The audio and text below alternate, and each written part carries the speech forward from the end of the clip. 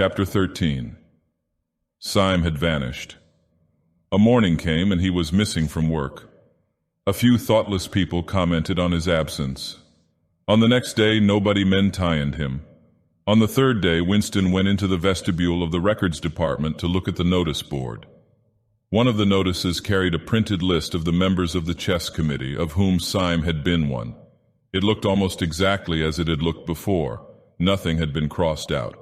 But it was one name shorter. It was enough. Syme had ceased to exist. He had never existed. The weather was baking hot.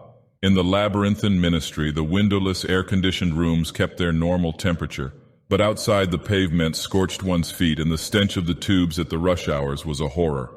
The preparations for Hate Week were in full swing, and the staffs of all the ministries were working overtime. Processions, meetings, military PA, raids, lectures, waxworks, displays, film shows, telescreen programs all had to be organized. Stands had to be erected, effigies built, slogans coined, songs written, rumors circulated, photographs faked. Julia's unit in the fiction department had been taken off the production of novels and was rushing out a series of atrocity pamphlets. Winston, in addition to his regular work, spent long periods every day in going through back files of the Times and altering and embellishing news items which were to be quoted in speeches. Late at night, when crowds of rowdy proles roamed the streets, the town had a curiously febrile air. The rocket bombs crashed oftener than ever, and sometimes in the far distance there were enormous explosions which no one could explain and about which there were wild rumors. The new tune, which was to be the theme song of Hate Week, the Hate Song it was called, had already been composed and was being endlessly plugged on the telescreens. It had a savage, barking rhythm which could not exactly be called music, but resembled the beating of a drum. Roared out by hundreds of voices to the tramp of marching feet, it was terrifying. The proles had taken a fancy to it, and in the midnight streets it competed with the still popular It Was Only a Hopeless Fancy. The parson's children played it at all hours of the night and day unbearably on a comb and a piece of toilet paper. Winston's evenings were fuller than ever. Squads of volunteers organized by parsons were preparing the street for Hate Week, stitching banners, painting posters, erecting flagstaffs on the roofs, and perilously slinging wires across the street for the reception of streamers. Parsons boasted that Victory Mansions alone would display 400 meters of bunting. He was in his native element and as happy as a lark. The heat and the manual work had even given him a pretext for reverting to shorts and an open shirt in the evenings. He was everywhere at once, pushing, pulling, sawing, hammering, improvising, jollying everyone along with comradely exhortations, and giving out from every fold of his body what seemed an inexhaustible supply of acrid-smelling sweat. A new poster had suddenly appeared all over London. It had no caption, and represented simply the monstrous figure of a Eurasian soldier 3 or 4 meters high, striding forward with expressionless Mongolian face and enormous boots, a submachine gun pointed from his hip. From whatever angle you looked at the poster, the muzzle of the gun, magnified by the foreshortening, seemed to be pointed straight at you. The thing had been plastered on every blank space on every wall, even outnumbering the portraits of Big Brother. The proles, normally apathetic about the war, were being lashed into one of their periodical frenzies of patriotism. As though to harmonize with the general mood, the rocket bombs had been killing larger numbers of people than usual. One fell on a crowded film theater in Stepney, burying several hundred victims among the ruins. The whole population of the neighborhood turned out for a long, trailing funeral which went on for hours, and was in effect an indignation meeting. Another bomb fell on a piece of waste ground which was used as a playground, and several dozen children were blown to pieces. There were further angry demonstrations. Goldstein was burned in effigy.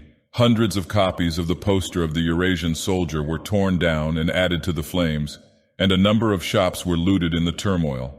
Then a rumor flew round that spies were directing the rocket bombs by means of wireless waves, and an old couple who were suspected of being of foreign extraction had their house set on fire and perished of suffocation. In the room over Mr. Charrington's shop, when they could get there, Julia and Winston lay side by side on a stripped bed under the open window, naked for the sake of coolness. The rat had never come back, but the bugs had multiplied hideously in the heat. It did not seem to matter. Dirty or clean, the room was paradise.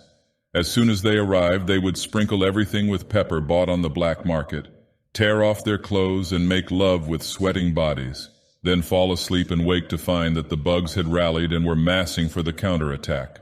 4, 5, 6, 7 times they met during the month of June. Winston had dropped his habit of drinking gin at all hours. He seemed to have lost the need for it. He had grown fatter, his varicose ulcer had subsided, leaving only a brown stain on the skin above his ankle. His fits of coughing in the early morning had stopped. The process of life had ceased to be intolerable. He had no longer any impulse to make faces at the telescreen or shout curses at the top of his voice. Now that they had a secure hiding place, almost a home, it did not even seem a hardship that they could only meet infrequently and for a couple of hours at a time. What mattered was that the room over the junk shop should exist. To know that it was there, inviolate, was almost the same as being in it. The room was a world, a pocket of the past where extinct animals could walk. Mr. Charrington, thought Winston, was another extinct animal. He usually stopped to talk with Mr. Charrington for a few minutes on his way upstairs. The old man seemed seldom or never to go out of doors, and on the other hand to have almost no customers. He led a ghost-like existence between the tiny dark shop and an even tinier back kitchen where he prepared his meals, and which contained, among other things, an unbelievably ancient gramophone with an enormous horn. He seemed glad of the opportunity to talk. Wandering about among his worthless stock with his long nose and thick spectacles and his bowed shoulders in the velvet jacket, he had always vaguely the air of being a collector rather than a tradesman. With a sort of faded enthusiasm, he would finger this scrap of rubbish or that. A china bottle stopper, the painted lid of a broken snuff box, a pinchbeck locket containing a strand of some long-dead baby's hair, never asking that Winston should buy it, merely that he should admire it. To talk to him was like listening to the tinkling of a worn-out musical box. He had dragged out from the corners of his memory some more fragments of forgotten rhymes. There was one about 24 blackbirds, and another about a cow with a crumpled horn, and another about the death of poor Cock Robin. "It just occurred to me you might be interested," he would say with a deprecating little laugh whenever he produced a new fragment. But he could never recall more than a few lines of any one rhyme. Both of them knew in a way it was never out of their minds that what was now happening could not last long. There were times when the fact of impending death seemed as palpable as the bed they lay on, and they would cling together with a sort of despairing sensuality, like a damned soul grasping at his last morsel of pleasure when the clock is within 5 minutes of striking. But there were also times when they had the illusion not only of safety but of permanence. So long as they were actually in this room, they both felt no harm could come to them. Getting there was difficult and dangerous, but the room itself was sanctuary. It was as when Winston had gazed into the heart of the paperweight with the feeling that it would be possible to get inside that glassy world, and that once inside it, time could be arrested. Often they gave themselves up to daydreams of escape. Their luck would hold indefinitely, and they would carry on their intrigue just like this for the remainder of their natural lives. Or Catherine would die, and by subtle maneuverings Winston and Julia would succeed in getting married. Or they would commit suicide together. Or they would disappear, alter themselves out of recognition, learn to speak with proletarian accents, get jobs in a factory, and live out their lives undetected in a back street. It was all nonsense, as they both knew. In reality, there was no escape. Even the one plan that was practicable, suicide, they had no intention of carrying out. To hang on from day to day and from week to week, spinning out a present that had no future, seemed an unconquerable instinct, just as one's lungs will always draw the next breath so long as there is air available. Sometimes, too, they talked of engaging in active rebellion against the party, but with no notion of how to take the first step. Even if the fabulous brotherhood was a reality, there still remained the difficulty of finding one's way into it. He told her of the strange intimacy that existed or seemed to exist between himself and O'Brien, and of the impulse he sometimes felt simply to walk into O'Brien's presence, announce that he was the enemy of the party, and demand his help. Curiously enough, this did not strike her as an impossibly rash thing to do. She was used to judging people by their faces, and it seemed natural to her that Winston should believe O'Brien to be trustworthy on the strength of a single flash of the eyes. Moreover, she took it for granted that everyone, or nearly everyone, secretly hated the party and would break the rules if he thought it safe to do so. But she refused to believe that widespread organized opposition existed or could exist. The tales about Goldstein and his underground army, she said, were simply a lot of rubbish, which the party had invented for its own purposes, and which you had to pretend to believe in. Times beyond number at party rallies and spontaneous demonstrations, she had shouted at the top of her voice for the execution of people whose names she had never heard, and in whose supposed crimes she had not the faintest belief. When public trials were happening, she had taken her place in the detachments from the Youth League who surrounded the courts from morning to night, chanting at intervals, "Death to the traitors." During the 2 minutes hate, she always excelled all others in shouting insults at Goldstein. Yet she had only the dimmest idea of who Goldstein was and what doctrines he was supposed to represent. She had grown up since the Revolution and was too young to remember the ideological battles of the 50s and 60s. Such a thing as an independent political movement was outside her imagination. And in any case, the party was invincible. It would always exist, and it would always be the same. You could only rebel against it by secret disobedience, or at most, by isolated acts of violence such as killing somebody or blowing something up. In some ways, she was far more acute than Winston, and far less susceptible to party propaganda. Once when he happened in some connection to mention the war against Eurasia, she startled him by saying casually that in her opinion the war was not happening. The rocket bombs which fell daily on London were probably fired by the government of Oceania itself, just to keep people frightened.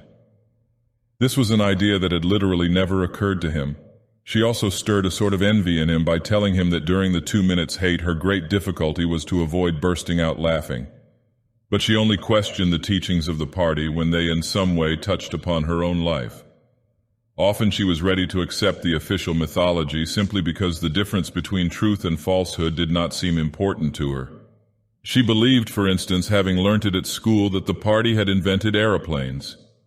In his own school days, Winston remembered, in the late 50s, it was only the helicopter that the party claimed to have invented. A dozen years later, when Julia was at school, it was already claiming the airplane. 1 generation more and it would be claiming the steam engine. And when he told her that airplanes had been in existence before he was born and long before the Revolution, the fact struck her as totally uninteresting. After all, what did it matter who had invented aeroplanes? It was rather more of a shock to him when he discovered from some chance remark that she did not remember that Oceania, 4 years ago, had been at war with Eastasia and at peace with Eurasia. It was true that she regarded the whole war as a sham, but apparently she had not even noticed that the name of the enemy had changed. "I thought we'd always been at war with Eurasia," she said vaguely. It frightened him a little. The invention of aeroplanes dated from long before her birth, but the switchover in the war had happened only 4 years ago, well after she was grown up. He argued with her about it for perhaps a quarter of an hour. In the end, he succeeded in forcing her memory back until she did dimly recall that at one time Eastasia and not Eurasia had been the enemy. But the issue still struck her as unimportant. "Who cares?" she said impatiently. "It's always one bloody war after another, and one knows the news is all lies anyway."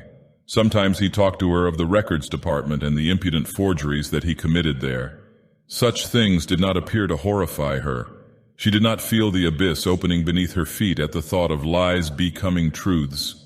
He told her the story of Jones, Aronson, and Rutherford and the momentous slip of paper which he had once held between his fingers. It did not make much impression on her. At first, indeed, she failed to grasp the point of the story. "Were they friends of yours?" she said. "No, I never knew them. They were inner party members. Besides, they were far older men than I was. They belonged to the old days, before the Revolution. I barely knew them by sight." "Then what was there to worry about? People are being killed off all the time, aren't they?" He tried to make her understand. This was an exceptional case. It wasn't just a question of somebody being killed. Do you realize that the past, starting from yesterday, has been actually abolished? If it survives anywhere, it's in a few solid objects with no words attached to them, like that lump of glass there. Already we know almost literally nothing about the Revolution and the years before the Revolution. Every record has been destroyed or falsified. Every book has been rewritten. Every picture has been repainted. Every statue and street and building has been renamed. Every date has been altered. And that process is continuing day by day and minute by minute. History has stopped. Nothing exists except an endless present in which the party is always right. I know, of course, that the past is falsified, but it would never be possible for me to prove it, even when I did the falsification myself. After the thing is done, no evidence ever remains. The only evidence is inside my own mind, and I don't know with any certainty that any other human being shares my memories. Just in that one instance in my whole life, I did possess actual concrete evidence after the event, years after it. And what good was that? It was no good because I threw it away a few minutes later, but if the same thing happened today, I should keep it. Well, I wouldn't, said Julia. I'm quite ready to take risks, but only for something worthwhile, not for bits of old newspaper. What could you have done with it, even if you had kept it? Not much, perhaps, but it was evidence. It might have planted a few doubts here and there, supposing that I dared to show it to anybody. I don't imagine that we can alter anything in our own lifetime, but one can imagine little knots of resistance springing up here and there, small groups of people banding themselves together and gradually growing, and even leaving a few records behind, so that the next generations can carry on where we leave off. I'm not interested in the next generation, dear. I'm interested in us. You're only a rebel from the waist downwards, he told her. She thought this brilliantly witty and flung her arms round him in delight. In the ramifications of party doctrine, she had not the faintest interest. Whenever he began to talk of the principles of Ingsoc, doublethink, the mutability of the past, and the denial of objective reality, and to use newspeak words, she became bored and confused and said that she never paid any attention to that kind of thing. One knew that it was all rubbish, so why let oneself be worried by it? She knew when to cheer and when to boo, and that was all one needed. If he persisted in talking of such subjects, she had a disconcerting habit of falling asleep. She was one of those people who can go to sleep at any hour and in any position. Talking to her, he realized how easy it was to present an appearance of orthodoxy while having no grasp whatever of what orthodoxy meant. In a way, the worldview of the party imposed itself most successfully on people incapable of understanding it. They could be made to accept the most flagrant violations of reality because they never fully grasped the enormity of what was demanded of them and were not sufficiently interested in public events to notice what was happening. By lack of understanding, they remained sane. They simply swallowed everything, and what they swallowed did them no harm because it left no residue behind, just as a grain of corn will pass undigested through the body of a bird.